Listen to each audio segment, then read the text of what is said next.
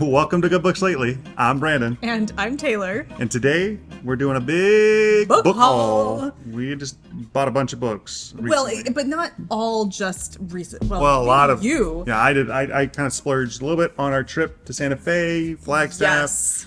We hit some good bookstores. Used bookstores in some cases. A used bookstore, but also just good You have bookstores. some like second-hand books Oh, out yeah. there. Yeah. Oh, yeah. Which, we need to get new books for our little free library. That's right. Side note. So yeah, we're going to just share with you our books that we picked up in our book haul. Either from our recent trip or prior. Prior to that. The way that we're thinking about doing this is showing you the book, reading the synopsis on either the back or the flap, and then telling you why we picked it up. And you can let us know what your thoughts are. Please don't spoil any of these books. Nobody ever does. None of you guys are not fantastic. that you guys do. Yeah, you're great. But Love it. I don't even know Tell why us I how- said that. If we We got love you. good ones. Yeah. All right. You want me to start it? Yeah, let's hear it. All right. I will start with. I'm going to start with this one. This is Artificial Wisdom by Thomas R. Weaver. That front cover It's creepy. is creepy. I'll talk about why I picked it up, but I'll read the synopsis on the flap. Salvation has a price. It's 2050, a decade after a heat wave that killed 400 million across the Persian Gulf, including journalist Marcus Tully's wife. Now he must uncover the truth. Was the disaster natural, or is the weather now a weapon of genocide? A whistleblower pulls Tully into a murder investigation at the center of an election battle for a global dictator and a mandate to prevent a climate apocalypse. A former U.S. president campaigns against the first AI politician for the position, but someone is trying to sway the outcome. Can Tully unravel the truth in time? Will humanity ultimately choose salvation over freedom? And that's it. Wow. Yeah. So, Lots of commentary happening here. yeah. Social, political, Right. climate. Yeah, and so this book is the author's debut novel. He was a writer and serial tech entrepreneur. The reason I picked this up is because my brother, Bryce, who I've mentioned multiple times, Our son needs a little assistance. It's the weekend when we film our videos here, so everybody's home, obviously, because my husband's a teacher, so he would be working otherwise. They needed a help from the man. Pepper girl, you want some lovin's? Yeah, she's a big, lovable girl. She likes to come around and get some ear scratches. Oh, yeah, she's gonna scratch your ears, a Pepper girl. Good touch, you're a good girl. Good girl. Exit stage left. so the the reason I picked this up is because my brother Bryce, who I've mentioned before, we've been doing a read along, and recently my aunt Heidi has also joined me and my brother on that, and my brother's was the guy who got to pick the most recent one, and this is the one he picked. I don't know why. I'm not included in this book club. Well, I we haven't want her to figured be. out why? Yeah, we want her to be, but I told her what this book was. Like, hey, do you want to join us for this one? She's like, I'll pass. Hard pass is what she said. Screw you guys. No, it didn't No. sound. It's not up her alley. But so I'm going to start this I love this for probably, you. probably tomorrow. We text and chat, and we do some Google Meet sometimes to talk about it. But yeah, it's been kind of a cool little thing we're on. But that's why I picked this book up. I had to order it on Amazon. I tried to pick it up at the 3 bookstores we went to. They didn't have it. None of them had it. It's, like I said, debut novel, kind of a new thing. Do you want me to tell you? Sure. Out of 2,852 ratings and 790 reviews, it gets 4.08 stars. And that, in my opinion, is Yeah, good. it's pretty good. So cool. Yeah, I'll let you know more as I get into it Yeah. in future updates. But Like it. yeah, that's the first of the haul. You shouldn't read Goodreads star rate. Well, I do it. So do as I say, not as I do. We all do it. Like, you see a book and you think it looks good, and you're like, oh, I gotta look at the star rating. Because sometimes you see books that, Pepper girl, your bone is noisy. Yeah, I know. But sometimes you see books that look really compelling, and then you check the star rating, and it's like really a crummy star rating, and you. Yeah, but sometimes you I've shouldn't read, do yeah, that. I've read a book. I've read books that had less than appealing star ratings, and And you've enjoyed them. Yeah, because they were you up my gotta go alley. in blind sometimes. So okay. Go with your gut. Go with your gut. Just have her go outside with it. She probably would like to chew it out in the sunshine. This is not a professional podcast. This one I did not pick up in Santa Fe. No. I picked this up actually a while ago. It's a used copy. A used bookstore. Coppercat. Here, local. If you're in Henderson. the Henderson area, which is a city outside of Las Vegas, Nevada, Coppercat bookstore. Yeah, Great Coppercat. used bookstore. Anyway, this is a book called Time Out of Mind. Now, I picked this up Blind. Blind. Didn't even And know it. Weren't looking before for I it. started reading Jack Finney's Time and Again series, never ends between the children and the dog. So I purchased this before I started reading Jack Finney. Right. again. Yeah. And but I purchased it with Got that. spreads. It does have spreads, those yellow Classic. 80s, 70s, 80s sprayed Yellow edges. spreads. Yeah. But I love time travel. I love it when time travel's done really well and it comes off as very like Yeah. speculative science, not like super fiction-y. Yeah. I like it when it feels like it could be real. I don't know what this is going to be about. So anyway, I grabbed this. It says, whenever it snows, Jonathan Corbin finds himself in the 1880s about to kill someone, and he doesn't know why. But when he's in the 1980s, someone's trying to kill him, and he doesn't know why. Vivid, richly detailed, and compelling, a fascinating and hugely rewarding entertainment. I don't know. It sounded really interesting. Yeah. And I'm excited to kind of dive into like a book that's, it's an old book and something like I just don't typically Right. pick up books like this, but Yeah. it's a paperback, Little guy. little guy. It has kind of a similar vibe on the cover to Time and Again. So I think it'll be kind of a fun follow up at some point. I'm thinking I'd like to read this before the year's out. Mm-hmm. So that's Time Out of Mind by John R. Maxim. So if you did read the Jack Finney books, Yeah, and you like time travel, maybe. or I don't know if that's really what's happening, like time travel. I have to assume. I mean, Yeah. Two different decades. yeah. So interesting. Okay, so that's All right, cool. my first. Yeah. And I'll move on to my second, and it's this one right here, The Monster of Florence, a true story. I picked this up when we were in Santa Fe. We went to this bookstore. Collected Works bookstore. This is right. Collected Works bookstore. It's kind of right in the plaza or right near the plaza of Santa Fe. If you've been to Santa Fe, New Mexico, you know that area. But this is a bookstore / coffee house. Kind of cool, smaller bookstore. Yeah. Well, it kind of reminded me of, if you're familiar with Borders Books. So a long time ago, well, not that long ago, but before it was just Barnes & Noble, it was like Barnes & Noble and Borders. Yeah. This made me think of a smaller version of Borders. Yeah. Like it kind of had like an airport bookstore feel to it in terms of its inventory. Had a unique kind of layout and way their books were organized. Had a cool kids section, and it had a puzzle table where they just had a puzzle out. It was really cool. And you could go and work on a puzzle that anybody can work on. But that was cool. But I picked this up. This is, I'll read the synopsis and I'll explain why I picked it up. Douglas Preston fulfilled a lifelong dream when he moved with his family to a farmhouse in Florence. Upon meeting the celebrated journalist Mario Spezze, Preston was stunned to learn that the olive grove next to his home had been the scene of a horrific double murder committed by one of the most infamous figures in Italian history, the Monster of Florence. Fascinated, Preston began working with Spezze to uncover the serial killer who had ritually slain 14 young lovers and was never caught. Here is the true story of their search to find and confront the man they believe is the monster. And in an ironic twist of fate that echoes the city's bloody history, Preston and Spezze themselves become targets of a bizarre police investigation. So, I like it. Yeah, true crime. But it kind of, the synopsis feels fiction. Yeah. It kind of has a, kind of a Holmes and Watson element feel to it. But Douglas Preston, I believe, is the one that kind of mentions that girl that gets murdered in Italy. Right? You remember we watched that Netflix show about it? All right, oh my gosh. What is it? Is this about the one where it's like a bunch of kids were staying at a place? And she kind of goes off. Place? Yeah, or something. And is this about that? No, it's not about that, but he wrote about that in another one of his that right? vaguely. What's her name? I don't remember anything about the names, but I do remember watching the show. That was when we were on like a true crime binge. Binge, But I picked this up because it sounds like a compelling story, and I think I'm pretty sure he kind of touched on that story, but this is something different but similar. I think I don't know because I'm not a nonfiction reader yet. But when you can take true crime and make it read like fiction, I think that's so compelling. I feel like God of the Woods that we just talked about in our update video, it read like a true crime. You did. It was fiction that read like true crime that read like fiction.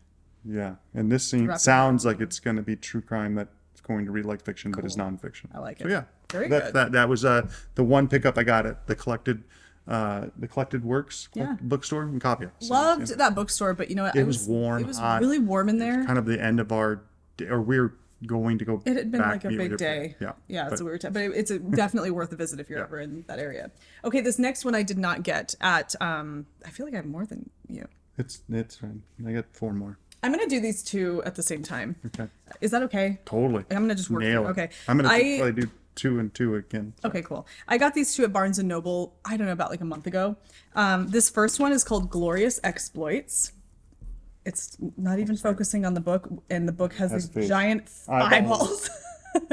This is by Ferdia Lennon, and I picked this up because first what drew me to this book was obviously the cover of the book, but then I opened it up and then this caught my attention. What do we have here? Maps, baby. It's a map. Love maps. And also I was reading when I picked this up, I had just finished the Wolf Den series, which takes place in the Roman Empire in Pompeii. Yeah. Okay. And this was kind of a similar vibe, right? But it's Greek. Okay. It says an utterly original celebration of that which binds humanity across battle lines and history. On the island of Sicily, amid the Peloponnesian War, the Syracusans have figured out what to do with the surviving Athenians who had the gall to invade their city. They've herded the sorry prisoners of war into a rock quarry and left them to rot. Looking for a way to pass the time, Lampo and Gellin, 2 unemployed potters with a soft spot for poetry and drink, head down into the quarry to feed the Athenians if, and only if, they can manage a few choice lines from their great playwright's Euripides. Before long, the 2 mates hatch a plan to direct a full-blown production of Medea. After all, you can hate the people but love their art.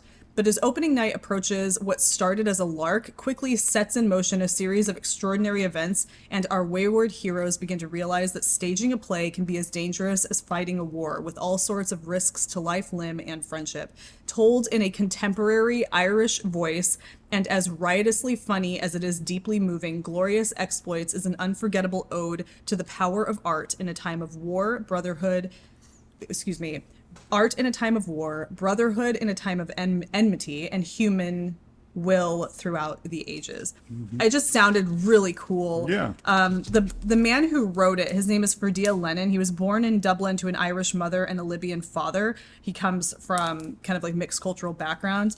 And the voice, when it says it's written in how does it describe the Irish contemporary Irish voice? It's so true when you start to read it, and I'm not going to do all of that right now. It's taking place in 412 BC in Syracuse. Yeah. But it is written with a contemporary Irish voice you read to these characters. The first part while we were driving in the car after we bought it, and it was like 2 Irish guys. It just sounds like 2 Irish guys. I think there's some lines in here that are just, it's hilarious. It really has got like this kind of fun humor that I think is going to be really interesting. So this is Glorious Exploits. If you're into Greek history, if you like the Peloponnesian War time period, it wasn't that around like the Battle of the 300, that whole thing in Sparta. No, that's pre-Peloponnesian War. Yeah. Whatever, it's all interesting. That's the war with the Persian War. So the Peloponnesian War, again, I don't know if you watched Greeks on Greek. Greeks on Greeks. When we play Assassin's Creed Odyssey, is that the Peloponnesian War? Yes, that's what. We're little part-time video gamers. Okay, so anyway, if you're into that kind of thing and you like humor and you like things that are real historical and maybe even like ancient history, but written with a contemporary voice.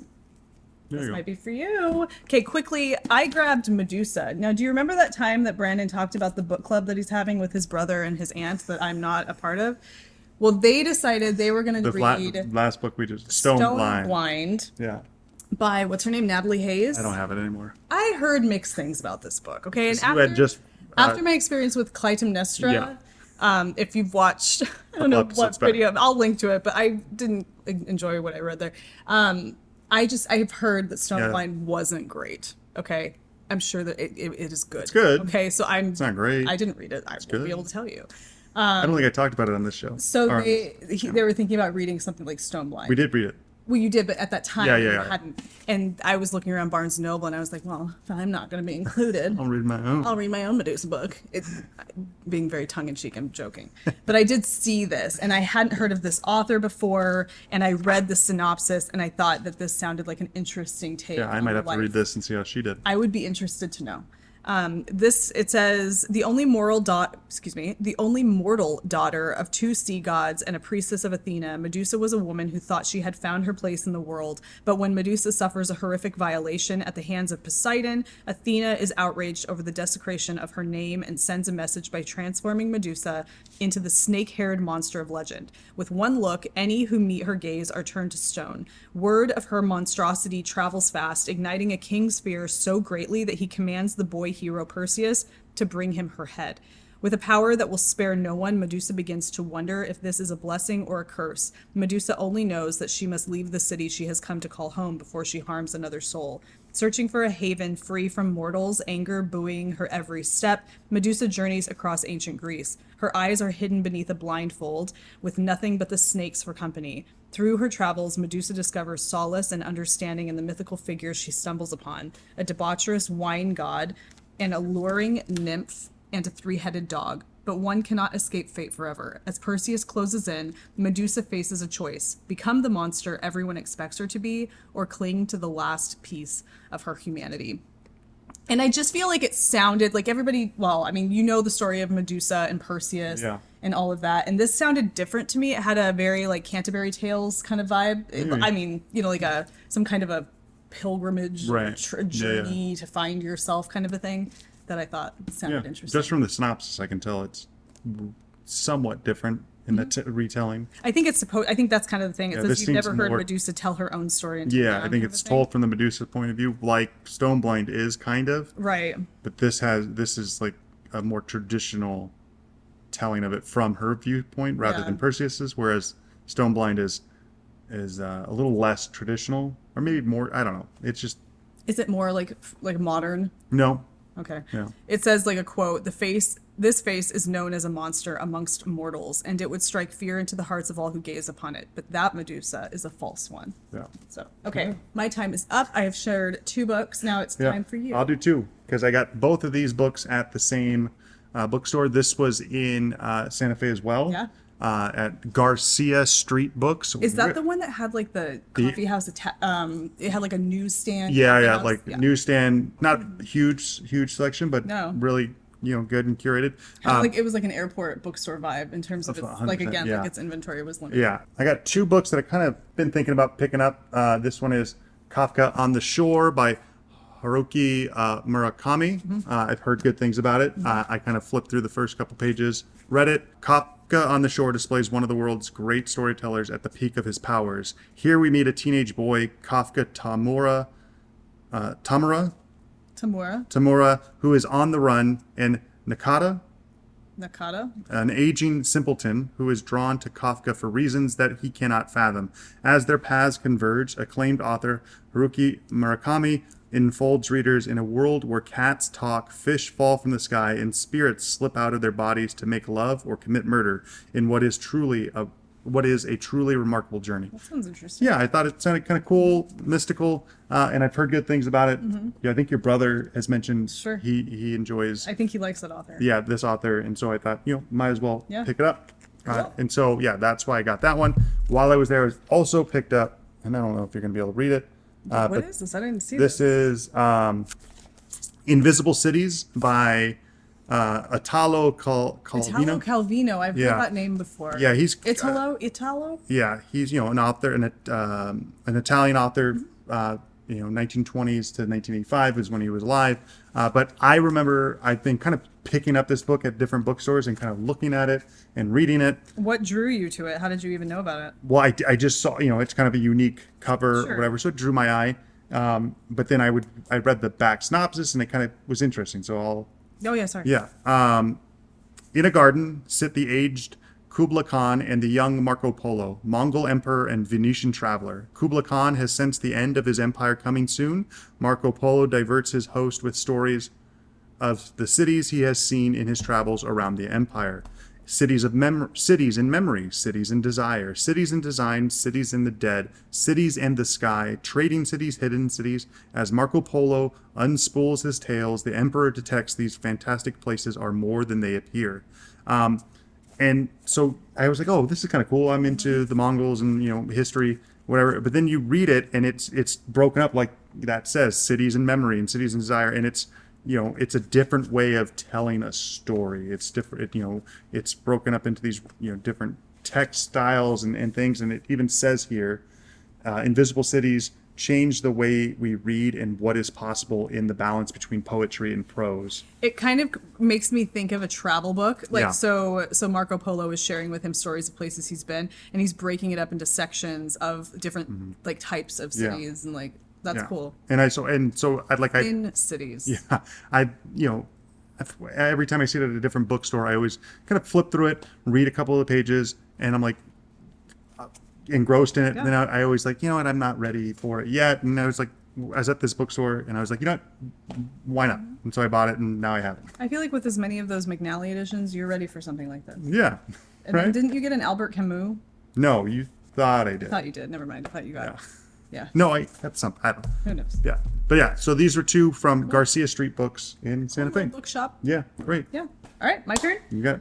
All right, so now we are moving on to. Did you get all these at that one? Well, no. So this one here, Oh, that I came- got at Garcia Yeah, Street Street Books. Books, yeah. Okay, so this is mine. Now, this is called The Lost Queen by, I don't know exactly how to say that. I want to, Signe Pike. Signy or Signy. Sinya. I don't know how you Sinya. I don't know. I'm not sure how you would say that. But I picked this up partly because there's a what is that? What do they call this? Praise on the front, or like a quote Yeah. on the front from Christy Logan, author of The Grace Keepers. I don't know what that is, but it says Outlander meets Camelot, a sweeping magical tale. And if you know, I've been kind of into this whole reading Yeah. about King Arthur and all that kind of thing, and that caught my attention. So I flipped And it you over like to the back. Outlander. And I like Outlander. I like the show Outlander. I tried reading the first book and I couldn't finish it. That is not because I didn't think it was good. Is it easier to see? I just really see loved the visual representations of that rather than read it? Maybe. I just really loved the show. The show's so Yeah. well done, and I just felt But like we haven't finished the. I know we need to finish it, so don't whatever. But anyway, so okay, Uh-huh. here we are. So then I flipped it over and I read the back, and the first thing that was said on the back. What do they call these?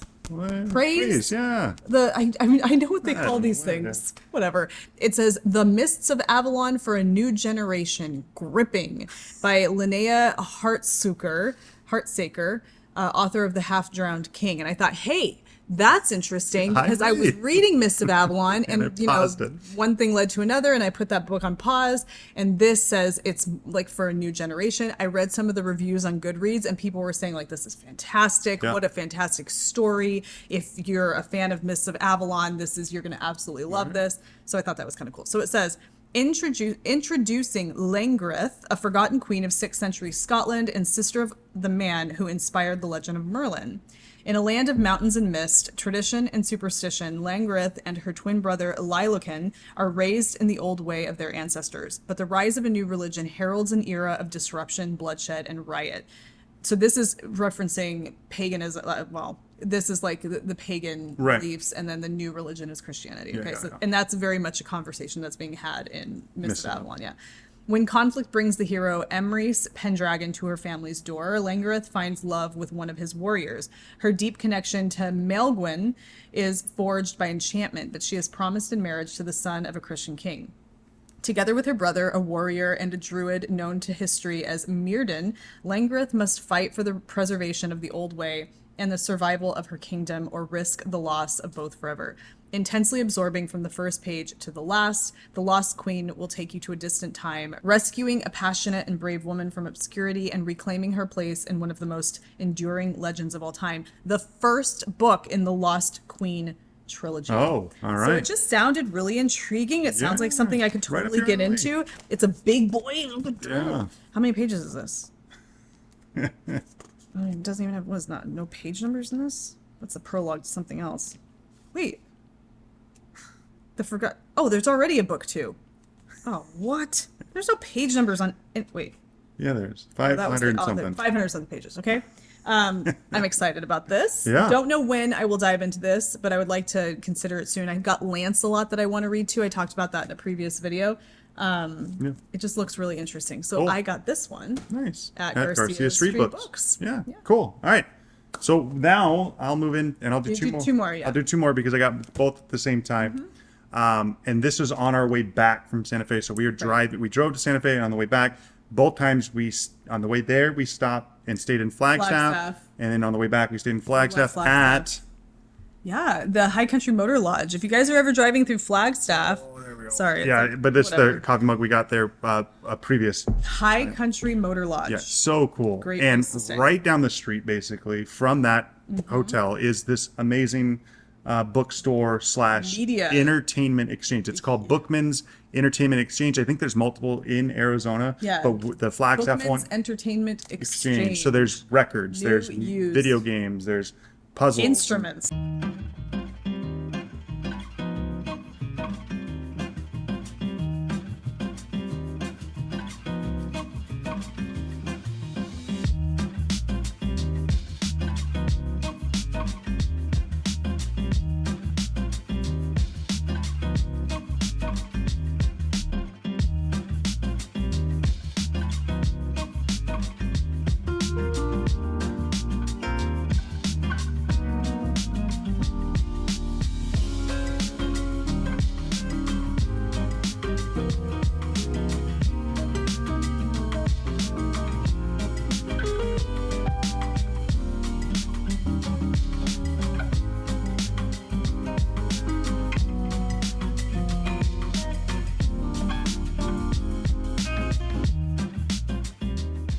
Yeah, instruments, the comics Toys. only, but they have a huge book selection. Huge. And I got 2 books. explode. I'll start with this one. Hold on a second. So I'll start with this one.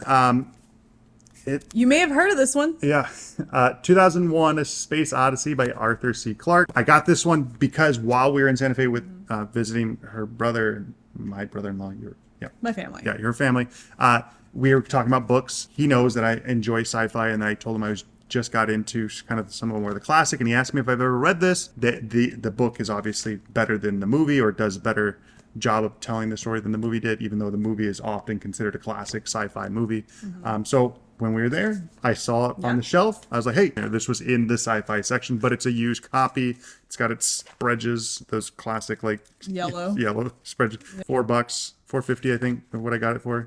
Got cool pictures from the movie too in there. But yeah, so I picked it up. I'll give this a read soon. Read the synopsis. It's on the front. It's inside the front cover. Okay. Right there. This. Yeah. In the first year of the 21st century, 2001, you are commander of Discovery, a spacecraft traveling at 100,000 miles an hour. Your destination is a planet on the farthest edge of the solar system. Your companions are a fellow navigator, 3 deep freeze hibernauts, and Hal, a chatty computer who senselessly guides your course and your life. The mission you undertake through the abyss of space has been set off by a shrieking slab found within the moon's crater Clavius. There is no possibility that this strange monolith is a natural formation. It is a deliberately buried calling card left by an alien intelligence millions of years ago, and you must find it whatever it is. All right. So yeah, I'm good. I've never seen the movie. I haven't read the book, so I'm excited. I mean, the movie is considered a Stanley Kubrick classic, but it's people considered say a that masterpiece, it's right? incredibly Yeah. boring, so we shall see. Okay, with that, and we've got with the one you're about to share right now, and then the 2 that I'll share too. We've got movies coming up. Yeah, we're and they're good movies. I know. Yeah. Well, I mean, we'll see about that. All right. So, and the other one I got But bam! was The Stand Get in the nigger. Biggest of the boys. by Stephen King. This is the first time complete and uncut. I think it's like the second reprinting when he kind of added more pages and he changed the dates. It's got a library dust jacket thing here. It's used. Love it. It's got its wear. I got it there. Kingy on the back. Show the picture of the Yeah. gangster. Yeah, he's handsome as all. I mean, But no, I've been wanting to pick up The Stand. Yeah. But I didn't want to pick up like just the paperback versions you see know, at Barnes Noble They or kind the of places. look The new good. version, Yeah, I they don't just like kind them. of I don't feel like, and I wanted it. Your parents have. they have one of They the have original. the original, like the first editions of the hardback when it first came out Yeah. in the They 70s really liked it. My mom said it's or really 80s. Mm-hmm. But this is the complete edition. 1971 when it first came out, or something, maybe 19. I don't know. I can't see. 19. Well, 1950. No. 1978. 1978, right here. Okay. Yeah, 1978. And this one came out in 1990. This edition. Don't Fear the Reaper was written by Donald Rosser in 19. Never mind. That doesn't matter. Sorry. Yeah, but this came out in 1990. But it's a complete edition. And, this everyone knows this is a huge book. It's over 1,000 pages. Yeah. And I'll read the synopsis for anybody that doesn't know. I don't even think I've ever read the synopsis. This was given to Janelle Arnold on Christmas of 1990, so she got it brand new. Cool, very nice. And I got it 30 years later. This is the way the world ends, with a nanosecond of computer error in a Defense Department laboratory and a million casual contacts that form the links in a chain letter of death. And here is the bleak new world of the day after. A world stripped of its institutions and emptied of 99% of its people. A world in which a handful of panicky survivors choose sides or are chosen. A world in which good rides on the frail shoulders of the 108-year-old Mother Abigail, and the worst nightmares of an evil are embodied in a man with a lethal smile and unspeakable powers. Randall Flagg, The Dark Man. In 1978, Stephen King published The Stand, the novel that is now considered one of his finest works. But as it was first published, The Stand was incomplete, since more than 150,000 words had been cut from the original manuscript. Now Stephen King's apocalyptic vision of a world blasted by plague and embroiled in an elemental struggle between good and evil has been restored to its entirety. The Stand, the complete and uncut edition, includes more than 500 pages of material deleted, along with new material that King added as he reworked the manuscript for a new generation. Do you want me to keep going? What? So 500 pages added from the 1970 edition. Well, which edition do my parents have? Because it's just... They have the 1970 edition. Thick like that? Can I look at this? It's thick, but it's not... I don't think it's that... not I think they thick? have the book club edition. Maybe. But I picked it because you heard that this is... If you're a Stephen King fan, this is his one of his best. I remember when COVID happened and everything shut down. I remember my mom making a comment about how if you've read The Stand, that it seems very... Well, I think people similar. during doesn't the COVID... part of it take place in Las Vegas? I don't know. I mean, maybe. I don't know. We'll find out. Yeah, because when Las Vegas shut down, we live in essentially near Las Vegas, but when that happened, it was very surreal. Yeah, you never see the strip empty. She made empty. that comment. So I swear that this has that in maybe. there. But yeah, so I picked it up at Bookman's, and I had to scale back because Bookman's, I was like a kid in a candy shop. There's so many. I got only 2, but I wanted like 6. I almost got what people call the competitor or the Swan Song by Robert McCrimmon. I almost got that, but it was a brand new paperback version. Not that I don't want it, but I was like, I don't want to get both right now. This is the one to get. Yeah, I got right now. Yeah. But yeah, so I had so many, but these are the 2 I settled on, and I'm happy with both of them, and I'm eager to read both of them. Yeah, and we really loved Bookman's. Yeah, and I think we'll be making a frequent stop. Flagstaff is only 3.5 hours away from where we live. And we love it. It's the type of place where you can kind of just do a day trip. Yeah. You really can. And the kids got a kick out of it too. Oh, yeah. So I would, if we don't move to Flagstaff. We won't. Thanks. Thank Sorry. you.